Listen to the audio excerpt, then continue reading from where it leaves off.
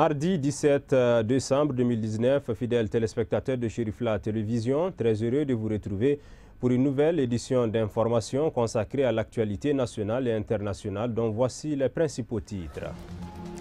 Les travaux du dialogue national inclusif se poursuivent jusqu'au 22 décembre au Centre international de conférences de Bamako.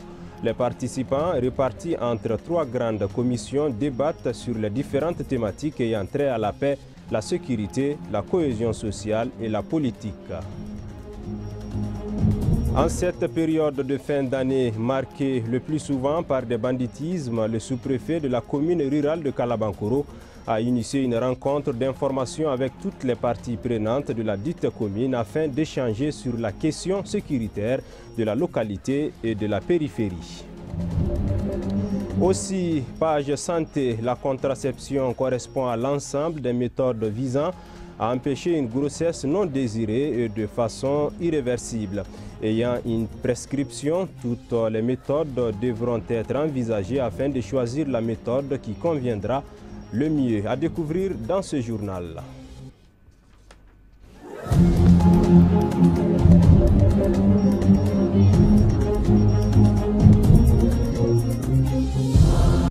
Voici pour le sommaire, mesdames et messieurs, une fois de plus, bonsoir et bienvenue dans cette nouvelle édition d'information. Je l'annonçais en titre, les travaux du dialogue national inclusif se poursuivent jusqu'au 22 décembre au Centre international de conférences de Bamako.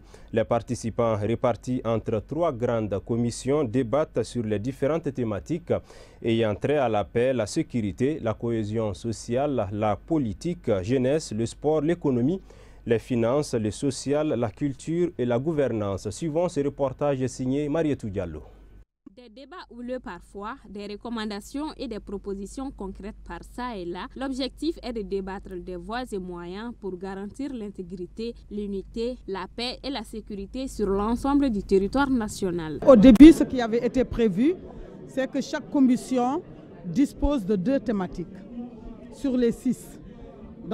Mais après, on s'est rendu compte que ce n'était pas l'idéal. Il fallait laisser toutes les commissions discuter de toutes les thématiques. Donc, ça tourne. On a tout à notre disposition. Et vraiment, les débats, c'est vrai, ils sont houleux, mais c'est des débats très enrichissants et des débats très intéressants. Et puis, de toute façon, c'est pour le devenir de ce pays. Il faut qu'on puisse, au sortir de ce dialogue, avoir des résolutions et des recommandations pour que le Mali de demain, qu'on va laisser à nos enfants, à nos petits-enfants, soit un Mali de paix, un Mali de cohésion sociale, un Mali où la sécurité règne. Les intervenants ouvrent leur cœur et disent ce qu'ils ont sur le cœur. J'appelle tous les Maliens de se mobiliser, de soutenir vraiment cet accord, de soutenir aussi leurs forces de sécurité. Ils ont vraiment besoin de leur soutien actuellement parce que moralement, ça ne va pas sur le terrain et aussi financièrement, ça ne va pas. Il faut que le dirigeant de ce pays, les hommes politiques, essayent quand même de faire leur possible. Les défis multisectoriels et systémiques de notre pays sont essentiellement d'ordre sécuritaire, géopolitique, de gouvernance, politique, institutionnelle, social, économique, religieux, culturel, climatique et environnemental. D'exhorter tous les Maliens à avoir l'esprit patriotique afin que ce dialogue-là se passe dans un climat très apaisé, afin que l'objectif recherché par les autorités soit atteint. Premièrement. Deuxièmement, il faudrait que la population cible, qui est nous tous, ayons une bonne compréhension de la chose.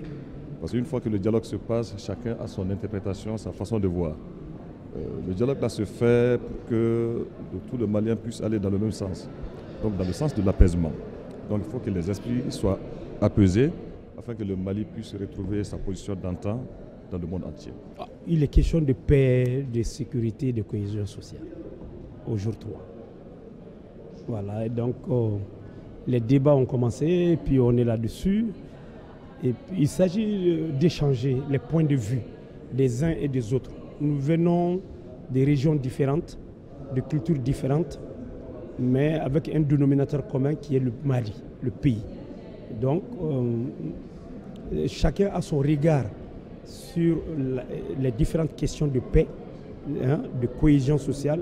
Et puis donc, chacun s'exprime pour dire exactement son point de vue sur ce qu'il veut ou ce qu'il souhaite en matière de paix ou ce qu'il souhaite en matière de cohésion sociale.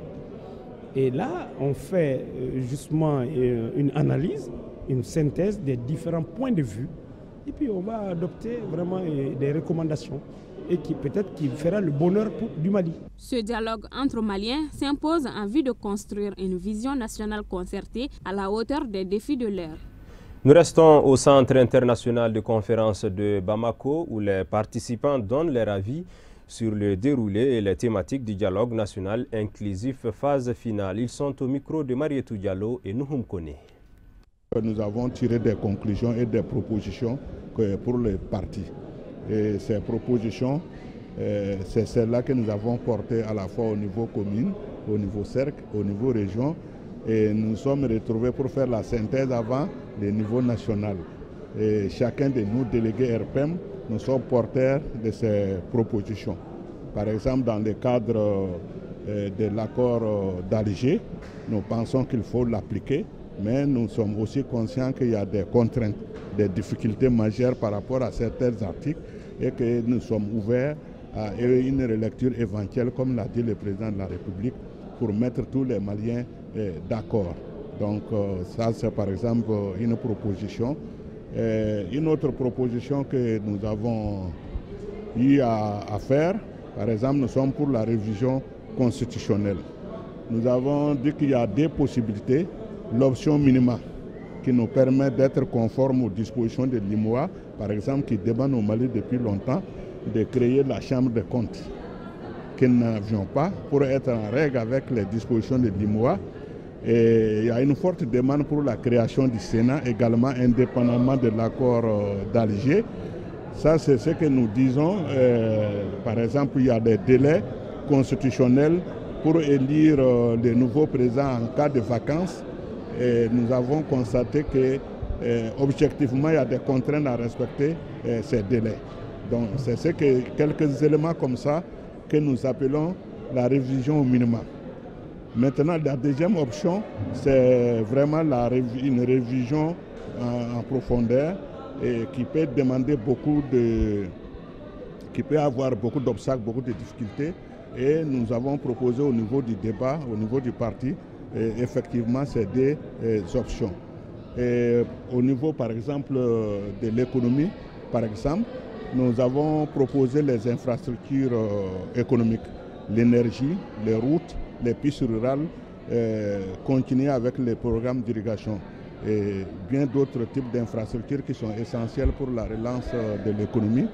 Nous avions proposé aussi la fiscalisation de l'ensemble des secteurs économiques. Une autre proposition que nous avions, par exemple, au niveau de la gouvernance, les partis estiment de faire des détournements de fonds publics un délit imprescriptible. Ça veut dire que 10 ans après, ça peut toujours te rattraper. Ça veut dire que tant que tu es en vie, tu es toujours susceptible de répondre des détournements que tu as eu à faire pendant l'exercice de ta fonction.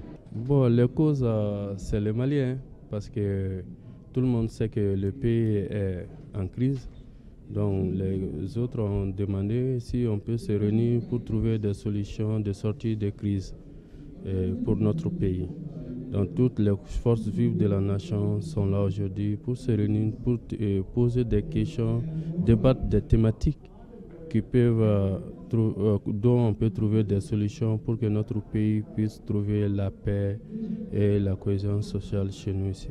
La paix, déjà, les institutions de la République doivent jouer leur rôle.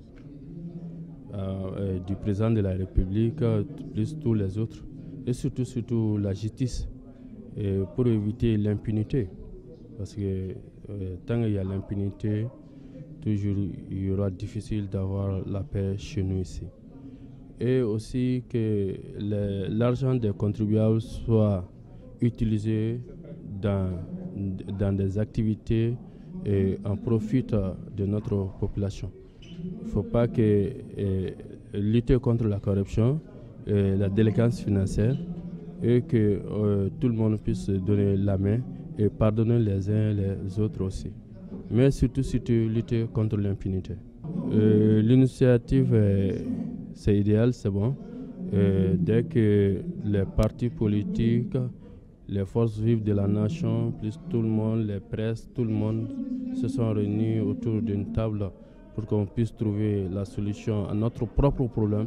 Personne d'autre ne viendra de l'extérieur ou dans d'autres continents pour résoudre le problème malien. Nous, les Maliens qui ont la solution, main dans la main, nous puissions avoir la solution de notre problème. Et je vous remercie aussi, je salue toutes les responsables de Surfla TV. L'actualité nationale sur un tout autre plan, à présent direction en commune 1 du district de Bamako, où l'amicale des anciens élèves de l'école de Djelibougou a organisé une cérémonie grandiose de remise d'attestation et de reconnaissance aux anciens maîtres de l'école de Djelibougou BCE ce dimanche 15 décembre dans l'enceinte du dit établissement. Placé sous la présidence du ministre en charge des réformes institutionnelles et des relations avec la société civile, la cérémonie a enregistré également la présence de plusieurs autres invités. Suivons ce reportage. Le but recherché par cette cérémonie, qui a débuté par la montée des couleurs du drapeau national, est de rendre un vibrant hommage aux anciens maîtres de l'école de Djelibougou à travers une remise d'attestations de reconnaissance et de trophées à l'endroit de ces anciens. Créée le 30 novembre 2008, l'amicale des anciens élèves de l'école de Djelibougou se fixe comme objectif de contribuer au développement socio-professionnel, éducatif et culturel de l'établissement. L'association, après 30 et quelques années passées, nous nous sommes retrouvés, essayer de chercher les uns les autres, ceux qui sont d'ici ou d'ailleurs, pour la mise en place de cette association. Et là, en novembre 2008, nous avons fait la première réunion ici. Et après cette rencontre, nous avons réfléchi comment mettre en place nos statuts et règlements intérieurs. De sa création à nos jours, l'amicale des anciens élèves a mené plusieurs actions de développement dans le quartier de Djelibougou. Les activités menées par l'association, d'abord nous avons acheté des cartons de craie pour remettre au cap de Djelibougou. Nous avons planté des arbres aux alentours de l'école. Nous avons confectionné des panneaux ralentisseurs pour la sortie des élèves.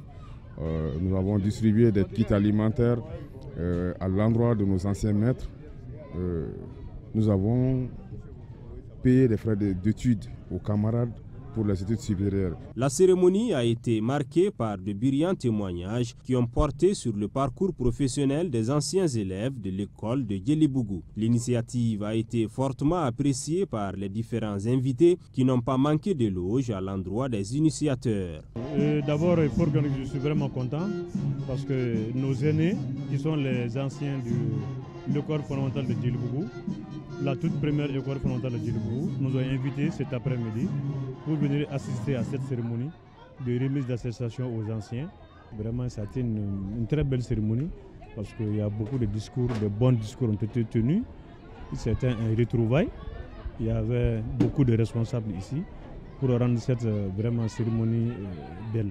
Président de la cérémonie, le ministre en charge des réformes institutionnelles et des relations avec la société civile a tout d'abord salué l'engagement de l'amicale des anciens élèves de l'école de Djelibougou qui, selon lui, a toujours œuvré pour une meilleure performance éducative du établissement. Les anciens élèves de cette institution de Djelibougou qui ont bien voulu à travers cette manifestation magnifier les anciens enseignants et les enseignants en fonction pour tous les efforts qui ne cessent de consentir pour l'amélioration de la qualité de l'éducation au Mali et pour la formation de nos enfants tout court.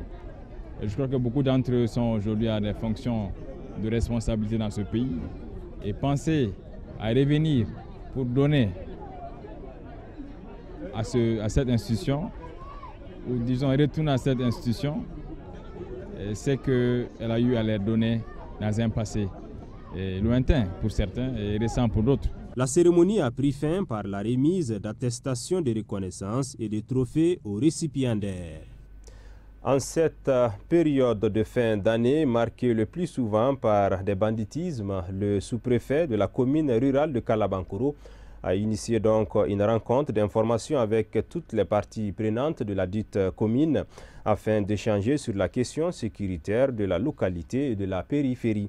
La cérémonie à laquelle les autorités administratives, politiques, religieuses, coutumières et responsables de la gendarmerie et de la police ont pris part s'est déroulée dans la matinée du lundi 16 décembre 2019 à la sous-préfecture de Kalabankoro. C'est un reportage de Kafouné Batili. Initiée par la sous-préfecture de Kalabankoro, cette rencontre fait suite aux instructions du ministère des tutelles pour faire l'état des lieux par rapport à la sécurité des personnes et de leurs biens dans les 8 communes qui constituent la commune rurale de Kalabankoro et ses périphéries. Préoccupés par la situation sécuritaire alarmante qui prévaut dans notre pays en général et en particulier dans la commune rurale de Kalabankoro, le sous-préfet de Kalabankoro a convoqué toutes les parties prenantes responsables de la gendarmerie, de la police, de la garde nationale, autorités administratives, politiques, religieuses, coutumières, afin qu'ils puissent ensemble proposer des nouvelles mesures de sécurité, surtout en cette période de fin d'année, notamment la fête de Noël et des réveillons, marquée le plus souvent par des banditismes. Comme vous le savez, le pays traverse une période très difficile. Donc on n'est pas sans savoir que ces périodes, c'est des périodes de flottement, où les gens y vont de leurs occupations. Surtout en cette fête de fin d'année, la Saint-Sylvestre, la fête de Noël. Donc les délinquants, les bandits de tout acabit profitent de cette situation pour essayer de faire vaguer à leur forfait. C'est pourquoi on a essayé de prendre le taureau par les cornes. On n'a pas essayé de faire une rencontre de façon ordinaire, simple, qui peut passer sous silence. On a besoin de vulgariser, il faut que ceux-là qui ne sont pas là puissent savoir, depuis dans leurs familles respectives, domiciles respectifs, qu'il y a une situation qui prévaut sur l'entièreté, toute l'étendue du territoire aujourd'hui, c'est la situation sécuritaire. Et que nous, en tant que premiers responsables au niveau de l'arrondissement, on s'y attelle pour trouver une solution. Comme vous savez, Kalabankoro, c'est la ceinture de Bamako. Kalabankoro fait 8 communes. Donc, en organisant une rencontre de ce genre, en faisant appel à toutes nos unités, que ce soit la gendarmerie ou bien la police, au niveau de nos communes respectives, ça va galvaniser, ça va mettre un frein à cette chose. Parce que ces délinquants qui y vont de leur forfait, ils seront pris de court. Quand ils sauront que les dispositions sont prises à ce niveau pour pallier à cette anomalie, je crois que ça va apaiser, ça va soulager beaucoup la souffrance de nos populations paisibles. Les parties prenantes présentes à la rencontre, toutes engagées et déterminées à instaurer la quiétude dans l'esprit de la population et d'assurer la protection des biens et proposer des dispositions sécuritaires pour le bien-être de tous. Ils souhaitent que toutes les recommandations issues de cette réunion soient traduites par des actions concrètes dans les 8 communes de la commune rurale de Kalabankoro. Et le Maïrachi, la direction de la gendarmerie, et l'échelon de commandement, qui est vraiment, c'est à travers vraiment mon commandement qui a bien voulu accepter que je sois là pour vraiment parler de sécurité. Donc, et puis remercier aussi le sous-préfet de Kalabankoro pour l'initiative. Vous savez, aujourd'hui, au niveau de la direction de la gendarmerie, elle souhaite que la sécurité soit une affaire vraiment de nous tous. C'est-à-dire chacun de nous, où que nous soyons, et que quelle qu'en soit vraiment la profession dont nous exerçons, chacun doit contribuer à la sécurité des personnes et puis des biens. Et c'est un des soucis majeurs aujourd'hui de la direction générale de la gendarmerie. Ce genre de cadre d'échange nécessite le soutien de tous et doit être pérennisé, surtout quand il est question de sécurité. Un vibrant appel a été lancé à la population pour une grande collaboration avec les forces de défense et de sécurité du pays. Une initiative accompagnée en cette période de fin d'année. Fidèle à sa mission de protection de l'environnement, la société de gestion forestière Abdoulaye Halidou Cissé, en partenariat avec son partenaire, la direction régionale des eaux et forêts de Caille, poursuit ses ateliers de formation et de sensibilisation sur la lutte contre les feux de brousse en première région. Après Bafoulabé, les acteurs locaux et responsables techniques du cercle de Kita ont été édifiés sur les pratiques de mise à feu précoce. La cérémonie, qui était placée sous la présidence du préfet du cercle de Kita, C'était donc déroulé le mardi 10 décembre 2019 à la Maison du Peuple de Kita. Suivons donc ce reportage. La question des feux de brousse constitue un véritable problème dans la région de Kaé. Elle est d'une gravité extrême dans le cercle de Kita, eu égard aux statistiques d'information forestière. C'est le cercle le plus touché au Mali. D'où la tenue de cet atelier de formation à l'endroit des acteurs locaux et régionaux pour dégager des pistes de solutions. C'est une très bonne chose parce que si chaque fois on nous informe que les statistiques ont prouvé que Kita est le cercle le plus brûlé du Mali, ça nous fait un peu mal parce que nous, en tant que service technique ici, on est là pour la protection des ressources. Bon, vu la situation, c'est une situation très alarmante. Si l'atelier là sur les feux de brousse se tient aujourd'hui, ça va nous permettre de sensibiliser et d'informer davantage la population. Tout le monde va se mettre au travail et va faire la restitution au niveau des différentes communes par rapport aux effets néfastes des feux de brousse. Dans le but d'encourager les exploitants forestiers dans la préservation de notre écosystème, un concours est organisé entre les différentes communes du cercle de Kita depuis l'année dernière. Et c'est la commune de Toukoto qui arrive en première position, suivie de la commune de Sebeto et Benkadi Founia. Elles ont reçu des prix et des enveloppes symboliques pour leur engagement dans la lutte contre les feux de brousse.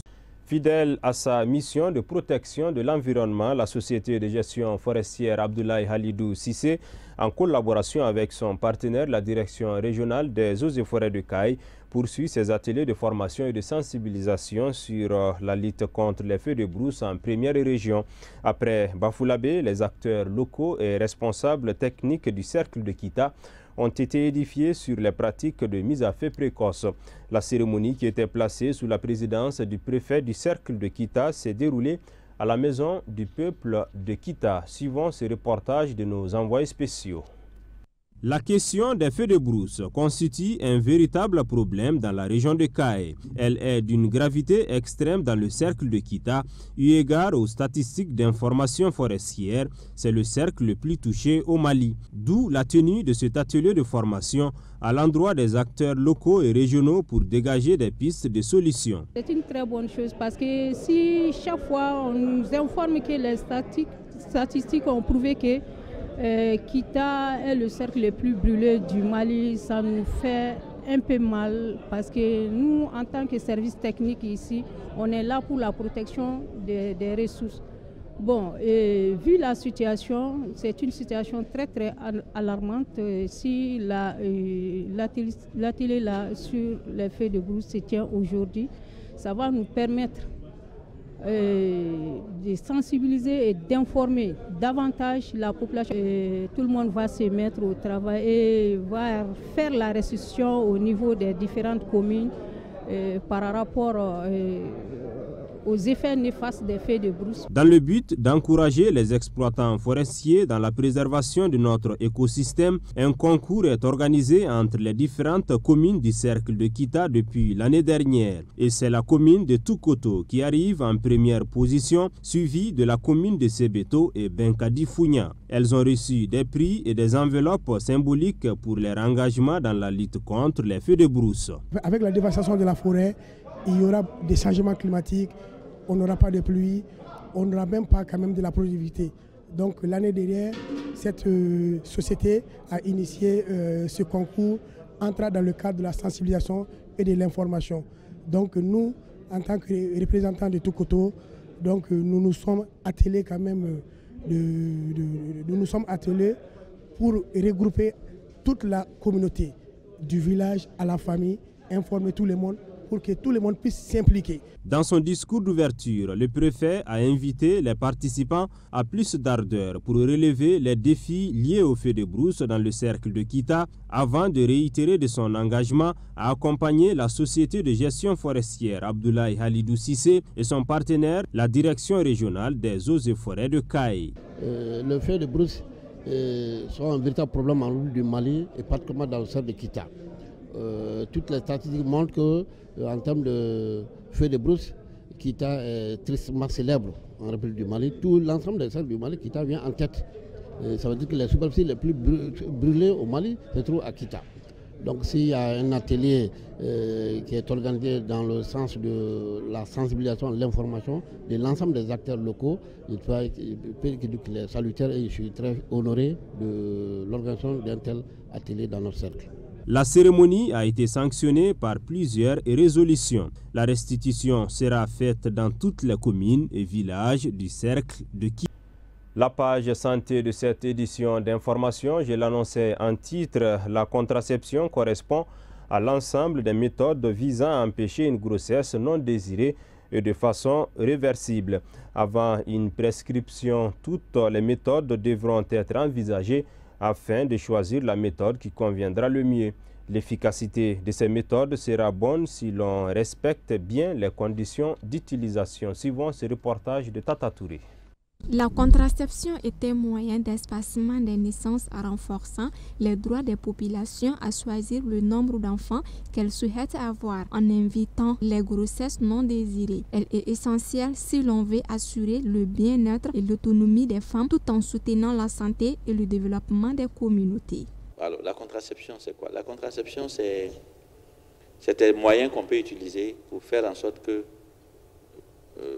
les grossesses soient espacées. Ce n'est pas pour empêcher que les femmes tombent enceintes, c'est pour faire en sorte que les grossesses soient espacées. Et quand les grossesses sont espacées, donc on va utiliser des méthodes qui vont permettre, pendant un moment, de faire en sorte que la femme n'ait pas un enfant.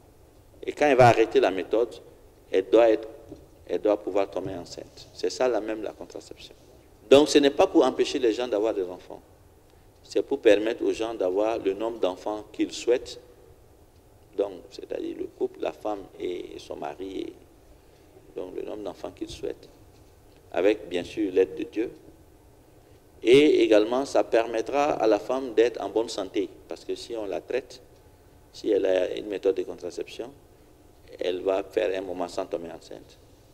Alors que si elle était tombée enceinte juste quelques temps après un premier accouchement, elle va se mettre à vomir, elle ne va pas bien se porter. Donc, elle ne pourra pas s'occuper d'elle-même, encore moins de son enfant.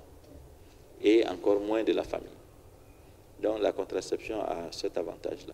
Si c'est une femme qui a une maladie, par exemple un diabète, qui a une hypertension ou qui a une autre maladie, si elle a une méthode de contraception, ça va nous donner, nous, médecins, nous, agents de santé, le temps de bien s'occuper d'elle pour qu'elle soit guérie avant d'avoir une autre grossesse. Parce que si elle a une grossesse alors qu'elle est malade, ça va aggraver son état.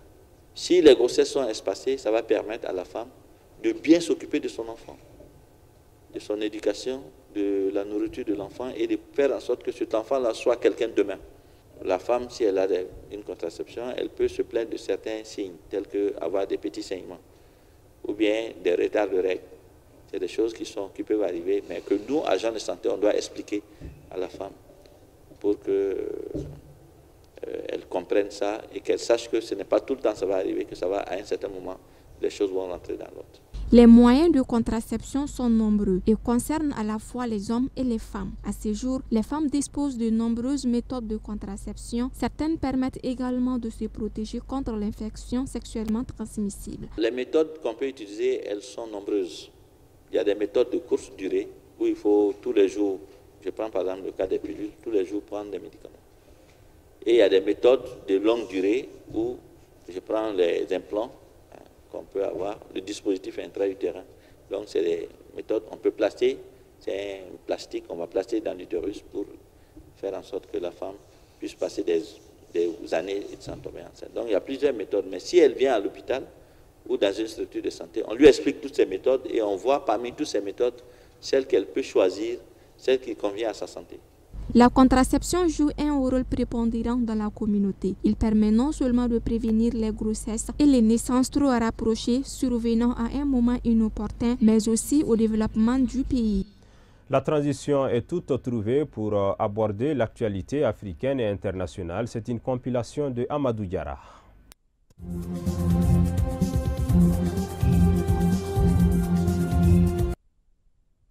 Le sommet sur le Sahel, voulu par le président français Emmanuel Macron, annulé la semaine dernière après une attaque djihadiste au Niger, a été reprogrammé le 13 janvier à Pau, dans le sud-ouest de la France, pour réévaluer les objectifs de l'engagement français dans la zone, a annoncé ce lundi l'Élysée. Les présidents des 5 pays du G5 Sahel, Mali, Niger, Burkina Faso, Tchad, Mauritanie, ont confirmé leur accord et leur disponibilité pour cette date selon l'AFP. Devraient donc être présents à cette rencontre les chefs d'État maliens, Ibrahim Boubacar Keïta, du Burkina Faso, Marc Christian Kaboré, du Niger, Mamadou Issoufou, et du Tchad, Idriss Déby, ainsi que celui de Mauritanie, Mohamed Ould Cheikh El Ghazouani. Ce sommet aura pour objectif de définir et de réévaluer le cadre et les objectifs de l'engagement français au Sahel. Il permettra également de poser les bases d'un soutien international accru aux pays du Sahel, précise l'Élysée dans le même communiqué.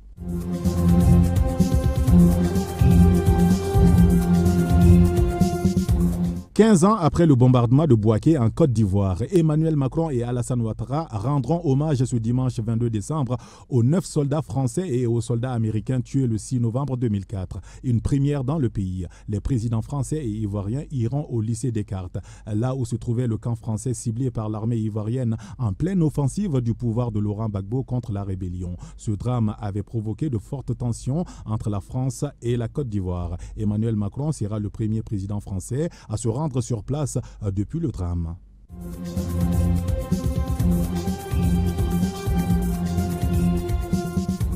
Au Tchad, c'est la première nuit de garde à vue pour le ministre de l'économie et de la planification du développement qui a été interpellé avec le directeur général du ministère suite à une plainte de l'inspection générale d'État, l'organisme en charge du contrôle des comptes publics. C'est en milieu d'après-midi que le ministre et son collaborateur sont arrivés dans les locaux des renseignements généraux où les attendaient les officiers de police judiciaire. Un peu plus tôt, un mandat d'amener les concernant a été délivré par le procureur général après la Cour suprême suite à une plainte de l'inspection générale d'État pour détournement, complicité de détournement et abus de fonction. Les deux personnalités sont donc impliquées dans une affaire de détournement de près de 800 millions de francs CFA, des fonds destinés à l'organisation de plusieurs réunions pour la mobilisation des ressources pour le développement du pays.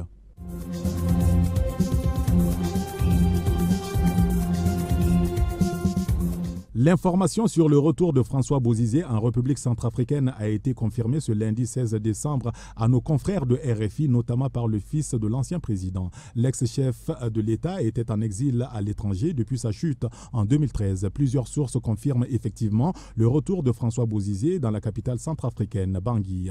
L'ancien chef d'État était en exil en Ouganda depuis sa chute en 2013. Il avait alors été renversé par la rébellion Seleka. Son fils François Bozizé confirme donc ce retour sans donner un peu plus de détails pour le moment.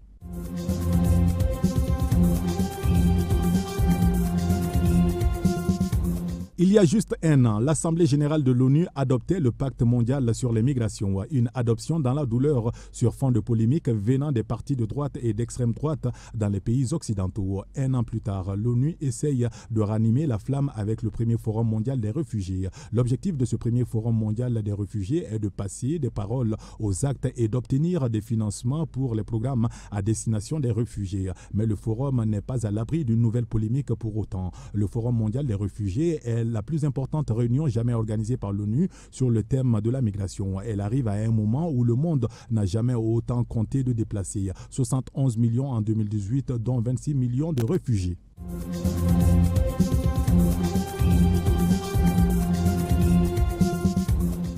À présent, ce communiqué avant de refermer cette édition d'information.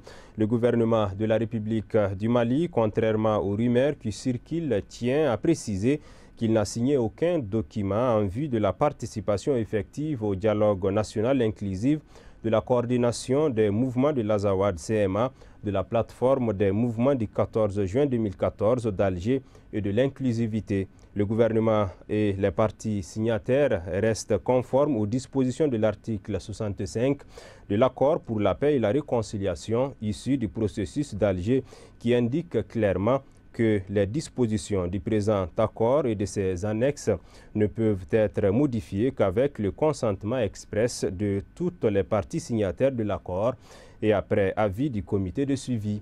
Le gouvernement de la République du Mali compte sur la bonne compréhension de toutes et de tous pour un dialogue national apaisé, constructif et fructueux dans le seul intérêt de la République du Mali. Que Dieu bénisse le Mali. Bamako, le 16 décembre 2019, signé le ministre de la Communication chargé des relations avec les institutions, porte-parole du gouvernement. Ainsi s'achève cette édition d'information. Merci à vous de l'avoir suivi. Ne quittez pas dans un instant à partir de 21h. C'est le journal en langue bamanakan qui vous sera présenté par Mamadou Ben Chérif Soumanou. D'ici là, passez un excellent moment en compagnie de nos programmes. Bonsoir.